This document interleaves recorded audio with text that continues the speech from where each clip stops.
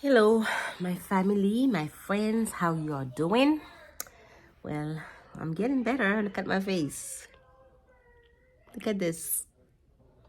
I even put on my lipstick today. Well, I was just being interviewed with my son about my health. He wanted to ask me about my health for his school project.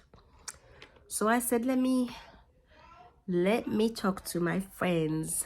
As my face still looking like that, hopefully I don't have no coughing spell, because once I got the coughing spell, it is terrible.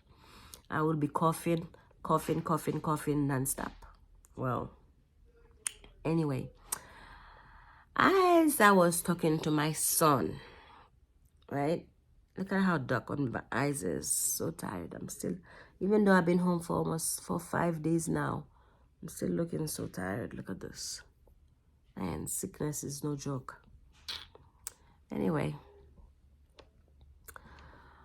I was talking about stress in kids, that parents don't even pay attention, or all the anxieties our kids are going through and parents don't even pay attention, because I guess parents don't think those kids have any reason to be stressed. I think that's what a lot of parents ask themselves. Does kids have any reason to be stressed, or why they are stressed, or why they have anxiety? Nowadays, a lot of kids are going through so much anxiety, so much stomach issues. So a lot of people these days, a lot of people are on anti-acid medication. Like for me, I started with this anti-acid medication since I was a teenager, and in my still today, I mean, it's not even GERD anymore, it's ulcers. And a lot of time we don't think about it. A lot of time people really don't really think of what's causing all these issues. And a lot of doctors will tell you it's caused by a lot of stress, stress. And I just want to talk, like my son was asking and not being aware of. Yeah, when you stress, once you go into so much things in life, they cause other issues. It's like separation for the kids. Kids don't know why parents are not together, and that really stressing them out. And that was one of the reasons why I really, not only the parents are going through it because they are not with the person that they said they love and they wanted to spend the rest of their life with, and the kids involved are also suffering because the kids always want to see mommy and daddy together, and they want to know why mommy and daddy are not together. And kids will never, most of the time, will never get that answer, why mommy and daddy are not together. And then kids been started to wonder, why my friends have their mom and their dad together? Why my mom and my dad are not together? And then, especially if one of the parents are living well and the other one is not. That could have been my parents. Now it's not my parents. It's somebody else. And it's a lot of why. And I feel like a lot of time parents don't really take time to acknowledge that the kids are also going through it. You are going through it in your own way as an adult. Your kids are going through it too. So a lot of time we don't even think about what the kids are going through. So we need to stop thinking of what we adults are going through and start thinking of the kids. Because a lot of time we choose to stay in a marriage because of the kids. We don't want our children to go through so much stress. Or we don't want this, we don't want that. But if you are in an abusive relationship, even if it's not physical, even if it's not mental, as long as it's abuse, spiritually, physically, emotionally, all the abuse or abuse. It doesn't matter what abuse it is. So while you're going through it and you have kids involved, think of the kids, because the kids are also suffering as you are suffering. And the kids suffering, at least you're already an adult, you can really patch up or know how to take things one day at a time, but the kids doesn't. The kids really doesn't know.